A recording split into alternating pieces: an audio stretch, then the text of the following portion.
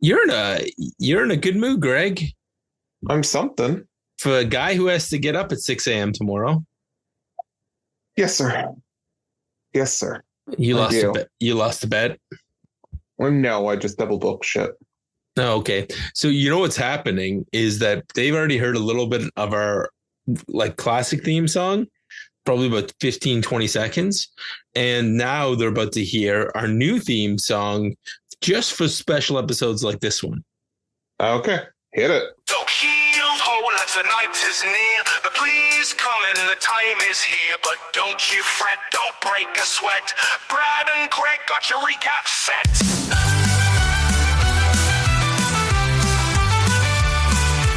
Friday's the night we settled in with pizza, pop, and a cheeky grin. SmackDown's rolling on our screen, but if you missed it, we're your team. Brad's the dad with a heart so wide, he's riding the waves with East Coast pride. Greg's the grump with the furrowed brow, but he'll break it down for you here and now. So heave ho as the night is near. The please come in, the time is here. But don't you fret, don't break a sweat. Brad and Greg got your recap set.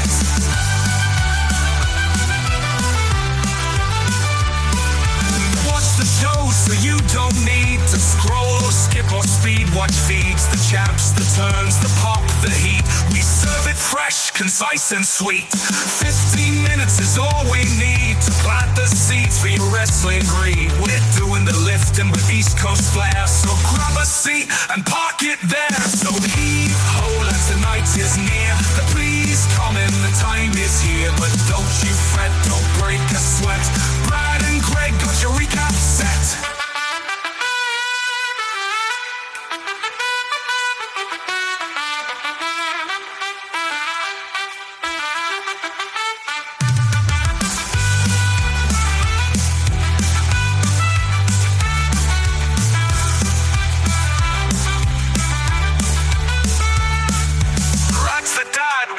So wide, he's riding the waves with East Coast pride. Greg's the grump with the furrowed brow, but he'll break it down for you here and now. Brad's the dad with a heart so wide, he's riding the waves with East Coast pride. Greg's the grump with the furrowed brow, but he'll break it down for you here and now. So heave ho as the night is near. The please come in, the time is here. But don't you fret, don't break a sweat. Brad and Greg got your recap set. We watch the show so you don't need to scroll or skip or speed. Watch feeds, the jabs, the turns, the pop, the heat. We serve it fresh, concise and sweet.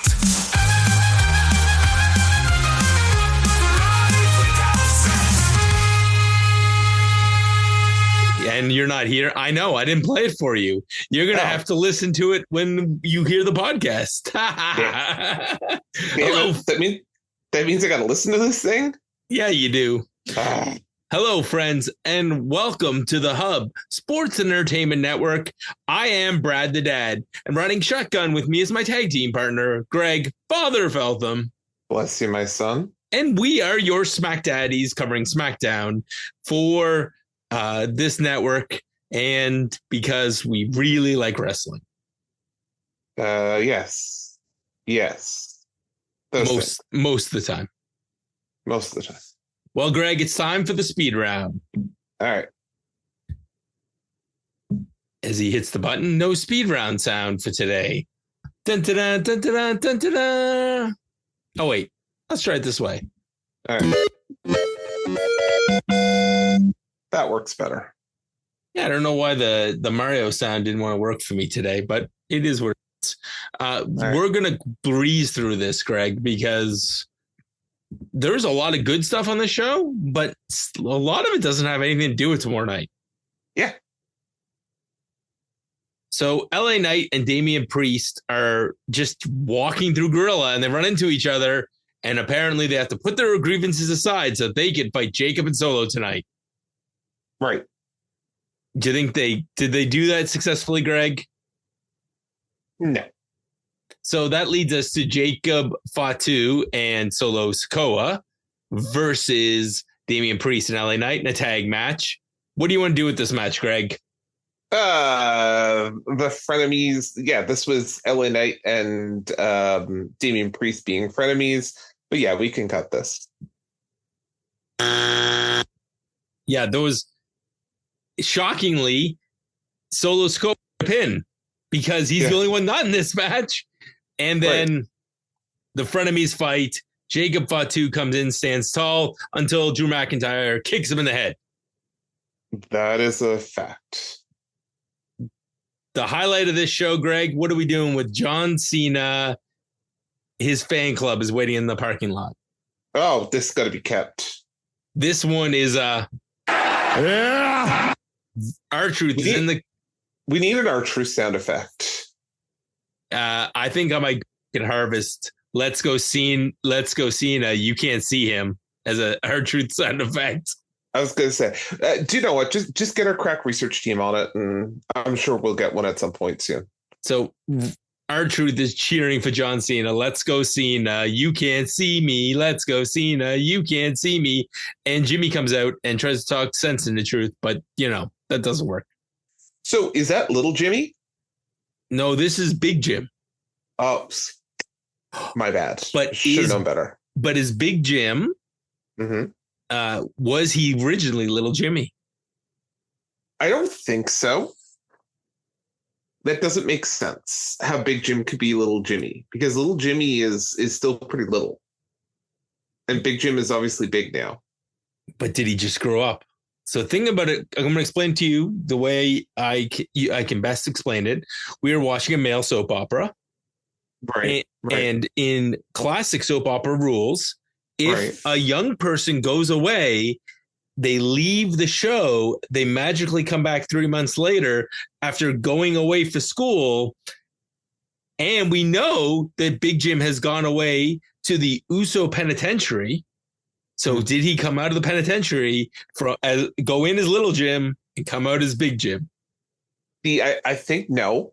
And I'll tell you why. And we can have a deep philosophical discussion on this. But I don't know. Have you heard the Chris Van Vliet interview this week with R-Truth? No, I haven't. From WrestleMania week? Yeah, no. Little Jimmy's actually discussed in great length in that interview. And Little Jimmy, R-Truth still confirms, is still pretty little.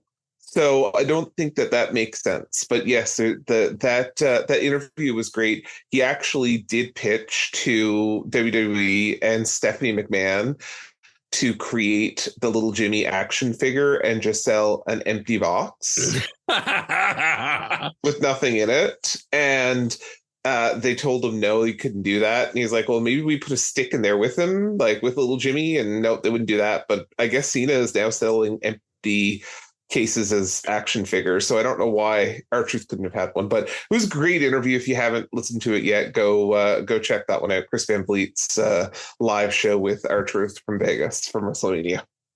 Recap 1. Zelina beat up Chelsea Green and Secret Service, and they're back having a funeral for the U.S. title reign of Chelsea Green, which leads us to Piper Niven and Chelsea Green versus Zelina Vega and a mystery partner. Who is? Yeah. We got Alexa Bliss back. Yay, and she's not on Raw. That's true. That's true. Take that, Eric and Randy. I was going to say, and yeah, no sign of the Wyatts anywhere, but we got Alexa. Yeah, that's a little bit weird, isn't it? Especially considering her finish. So Zelina gets isolated. She gets beat up because of some cheating with Piper. But eventually we get assisted code red, and Chelsea Green eats a Twisted Bliss. I didn't cut this match. I didn't give you an option, Greg. This match was great. Yeah, no. Okay, Greg, what do you want to do with the thing in the attack in the back with Phoenix? Yeah, we can cut that. I guess it just leads to a match later. Right. Cap 2. The classic John Cena versus Randy Orton in Hell in a Cell. Have you enjoyed any of these? I'd fast forward through this shit. How about when Charlotte Flair walked out? I was thinking to myself, oh dear God, not again. So what do you want to do with Charlotte Flair's interview segment?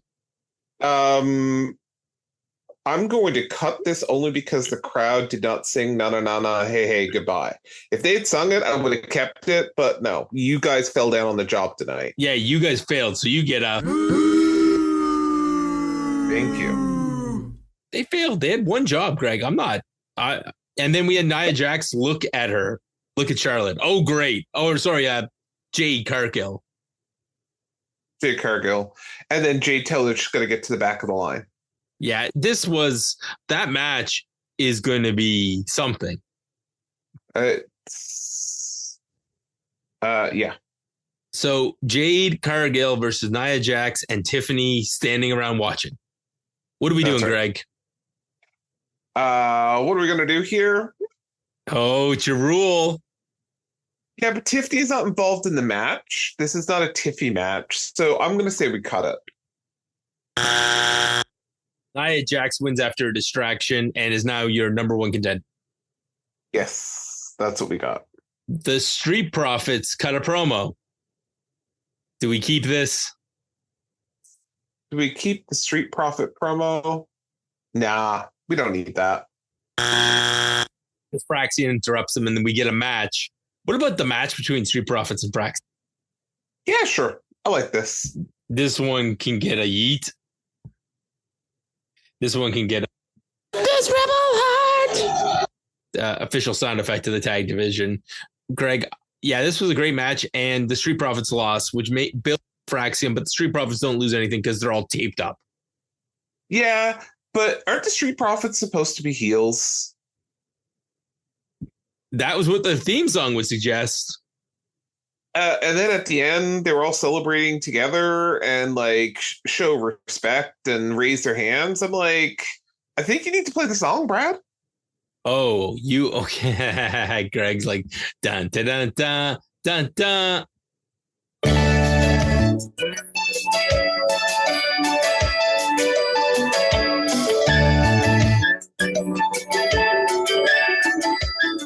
Before we get charged. I was going to say, fade that up before we got to pay royalties or something. Yeah, Greg, the Street Profits have not had clear identities for a while. Yeah. And we had a rare Michin and BFAB sighting as the only remaining tag team in that division. Yeah, they were, I don't even know what to say about them. Like, they were backstage and one wanted a good job, Michin guys. Michin wanted a high five and didn't get it. Like, well, Michin's husband got released, so a while ago. So she's just like, I'm looking for friends. I'm friends with BFAB. By proxy, I'm friends with you. Okay, I gotta say something. This was at the Nutter Center tonight in Dayton, Ohio. Do you want to know how many people that place seats? A lot. No. The Metro Center has more seats in it in the current setup that they have there tonight. It's 10,119 is what the setup was. Which is more than the last time, which is around the last time that wrestling came to Halifax was the same amount. So legitimately, at the very first of this show, when we started tonight, the first thought that went through my head is like, oh, we're in an AEW arena. Yeah. Like, words hurt. Tony Khan. This one's definitely going to be on my socials. I may put it out on Wednesday. I'm sorry, man. Sorry, Sean. Sorry, Ashley. You guys are definitely still covering the B show. Yeah. You do a good job of it, and check them out here on the hub, but boy, oh boy. Aleister Black is coming out, and he's going to get Carmelo Hayes. And yeah, Carmelo Hayes. Do you know what? I just kind of remembered the whole Malachi part. I wrote it in my notes when Aleister Black, because he was in AEW for a cup of coffee and just about the same like this is match. Yeah. What do you want to do, Greg? Yeah, we can cut this.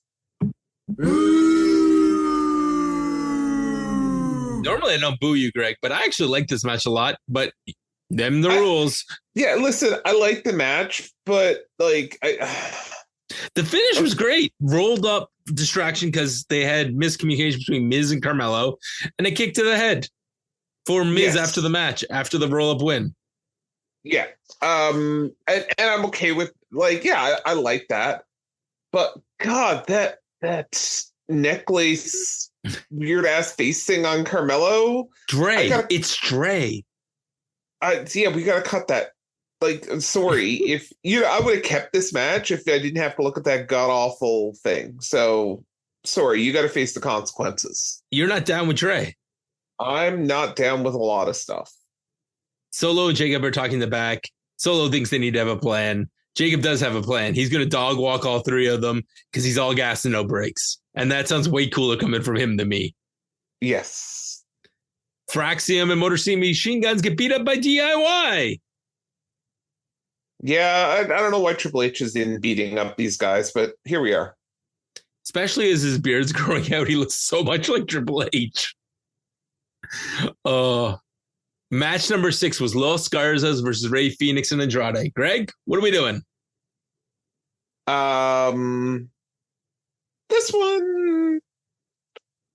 This one I think we'll cut. Oh. This was okay, but it didn't really further anything for tomorrow. So that's why I was like, I think we can cut this. So yeah, if you're watching the show strictly for previewing for tomorrow, then it doesn't matter. But Berto gets chewed up by Santos after getting pinned, and Berto slaps him away. And yeah, Latino and Latino violence, Greg. That's what we got. Can they come up with a new storyline where Latinos don't fight with Latinos? Doubt it. Could we have a storyline where all the Latinos get together and they form a faction? Probably, but didn't they do that recently multiple times, including, various world's orders? And then they break up and feud with each other? Yeah. Yeah, that's pretty much how this is going to go. So our main event segment is John Cena. Greg, there's lots of highlights from this. Oh, yes, there is. What is your favorite line from this? I think I'm torn between two, but I think I'll go with Randy is just like his 2006 drug test, a failure. Yeah, I also, and that's Greg, that was one of the two that I had. The other one I had was, you're a WWE lifer. You're like furniture. Yeah, that's because you're a lazy boy. I was like, God, oh, man. Yeah, both those I put in the description of this episode because they were two great lines. And then the tossing of the Michelob at John Cena and then him stopping the introduction. And then standing behind, having the announcer stand behind him, which was pretty funny. Yeah. Oh, so great. So great. I love that they talked about Randy Orton. You're counting on Randy Orton to be loyal. Are you kidding me? Which is also a great line given Randy Orton's history. And after 25 years of coasting, you can count on Randy Orton to be the greatest of all time at doing the bare minimum. Nobody remembers his grandfather, and the only thing his dad did of note wasn't the cast. It was knocking up Randy's mom. Yeah. John Cena has been somewhere like writing bars for the last 20 years going, eventually. Amazing stuff. And then when he gets to, and then eventually we have somebody in a mask try and RKO John Cena and he gets AA'd. But he looks kind of small, like Randy Orton maybe in 2006. Oh, no, I don't think it looked like Randy Orton in 2006. But yeah, when I saw that, I was like, wait, that doesn't look right. Right. And then I'm really curious to see who that was. Yeah, the real Randy Orton eventually gets him, which was great, Greg. This was a great, and Randy Orton stands tall, meaning that he's getting destroyed tomorrow night. Yeah. Yeah. I feel bad, but yeah, Randy's going to lose tomorrow night. And that's what it's going to be. If he wants to go beat up somebody, he has to go to TNA and beat up Joe Henry the way God intended. Sure. I would love to see though Joe Hendry versus John Cena. Okay, Greg, time for the synopsis. This is your SmackDown synopsis. Without going through what? I was going to say, we already hit the speed round for this, even though we weren't really that speedy. But instead of doing the synopsis tonight, do you want to just go through the backlash for tomorrow? Well, I just wanted you to say, what of anything of this night did you have to watch for tomorrow? What do you have to watch for tomorrow? That's a great question. The LA Knight, Damion Priest, Solo Fatu thing helps prepare you for tomorrow. Our truth cheering on John Cena because it makes me laugh helps prepare you maybe a little bit for tomorrow. And John Cena's and 10 minutes. And I think that's it that prepares you for tomorrow. Yeah, if you can watch this show after the PLE, you probably watch the show during the PLE. During the ad breaks, you can catch up on the matches you missed. But really, this has very little to do with tomorrow because most of the matches on this card are from the other brands. Yeah. So let's go to the order for tomorrow. So tomorrow's card, the Backlash preview, is brought to you by the following advertisement. Promotional consideration paid for by the following. Are you looking for the best Raw review on the internet, or the worst one, depending on who you ask? Check out Randy C. and Eric B., the Raw Dogs. They'll be covering Monday Night Raw here on the Hub for Draw Straws Raw. And for your complete recap of all things AEW, listen here on the Hub to Sean and Ashley with a dynamite drop. They'll be dropping fresh new episodes Thursday nights or Friday mornings. Each week on the Hub. And Tylenol 3s. Because one Tylenol wasn't good enough, we decided we needed to pack in 3 of them. Right? And I didn't play it for Greg again because he has to listen. Listen, if not, I know you never listen to our voices again. He's like nodding his head. He's like, back. I got the Wikipedia open, Greg. Let's go 5-1. And as we always do it. And last time, you had more correct picks than I did, so you get to pick first. Oh, did I? Okay. We've got to go 5-1 though. Oh, all right. Well, we don't have to go 5-1. You can jump around if you want. That's fine. Dominic Mysterio versus Penta. Let's go 5-1. I'll take Dominic Mysterio in this match over Penta. I wish I could argue with you, but Penta, there's already a rumor floating around that Penta and Rey Fenix are being reunited as the Lucha Brothers. Sure. So if they're going back to tag teaming, then Dom needs this belt. Yeah. Jacob Fatu, LA Knight, Damion Priest, Drew McIntyre is the next match. And this one's mine. Greg, yep. So I have to pick against Field, but how can you pick against Jacob Fatu? He's all gas and no brakes. And I think he's winning this, no problem. The only question coming out of this is, are we getting an LA Knight heel turn from this feud? I don't think so. I think Damion Priest and Drew McIntyre are going to spin off again. And it's going to be Jacob Fatu winning. I 100% agree. Who's next for Jacob Fatu? If you could pick somebody on the roster, honestly, I'd love to see Aleister Black. Ooh, Greg's just shooting straight. That's great. Yeah, that's what I would do. The other one that would be great, you could either give him Rey Fenix or Andrade. I think either of those would be, you get some good matches, and it gives Jacob Fatu a good win with an impressive opponent. Do you know who else would be really good? Okay, Carmelo Hayes. Yeah, and poor Carmelo Hayes, who just can't win. So it's perfect. Yeah. He can just eat a loss. Exactly. All right, next one, Pat McAfee versus Gunther. This is going to be Gunther's destroying Pat McAfee on so many levels. Part of me hopes is eventually, I would love to have another one of these matches, except I want Wade Barrett because I think Wade Barrett, it'd be great if he could have one last WWE match. Yeah. All right. Oh, I get Lyra Valkyria versus Becky Lynch for the women's Intercontinental title.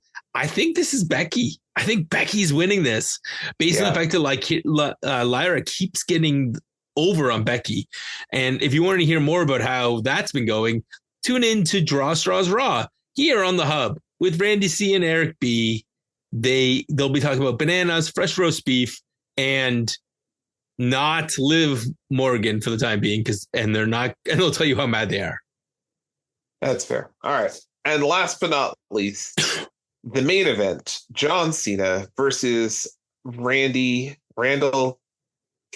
Keith Orton, isn't it? Yep. That's where the K and KO comes from. That's right. For some reason, I was thinking Kenneth for a second. That's what happens when you're bored too late. This has got to be John Cena. Like, there's no way Randy Orton. I honestly, I don't even care if Randy Orton gets one move in. I hope this is a dirty win for John Cena. Like, I would love something where it involves Randy's kids or his family, where it's something where John Cena goes into a dark place. Like, the match is a singles match, but somewhere during the match, it gets you have The Rock appear on the screen and he turns it into no DQ and John Cena does something dastardly to win. Do you think we hear that infamous theme song? Or maybe we just have Travis Scott show up. I played that at hockey tonight, and my kid just eye rolled me when I played it. Yeah, the Rock's theme song, it's got like 3 tags in it. It's just... Yeah. No, the Travis Scott theme song. Oh, his theme song? Yeah, no. Yeah, the one that like, Fiend. That one that was the WrestleMania one. That's... You blocked that out of your mind, hadn't you? They've licensed it, so they might as well just keep playing it. Yep. So overall, this should be a good card. I'm probably going to tune in a little bit late. I have somebody come over to watch it with me. My friend Jared will be joining me and his lovely wife. I'm going to try they're coming over at 8. I'm like, we should like start watching it around 8:30 so we can skip through the bull crap. Yeah, thank God for Netflix. Yeah, who really like, it is the thing about this show is that it's excellent, but the commercial filler in it is painful at points. Yeah. But if you want more roast beef and no filler, then you have to listen here on the Hub, because we have Draw Straws Raw. We have the Dynamite Drop, your SmackDaddies, obviously, because we're talking. And I hear on Monday there's a big announcement coming. All right. Well, we'll have to wait and see what that announcement's going to be. Oh, that wraps up our show for tonight. Thank you for listening. Thank you for welcoming us back. And yeah, this was not a short show, even though we thought it was going to be. All right, let's get out of here. Good night. We the ones. The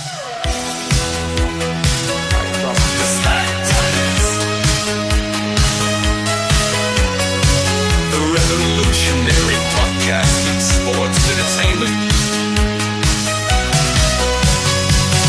Bobby, Greg, and Brad. The dad bless you all, the lovely tales. A Friday night, SmackDown and beyond. Go to the outer limits of your mind with the SmackDaddies.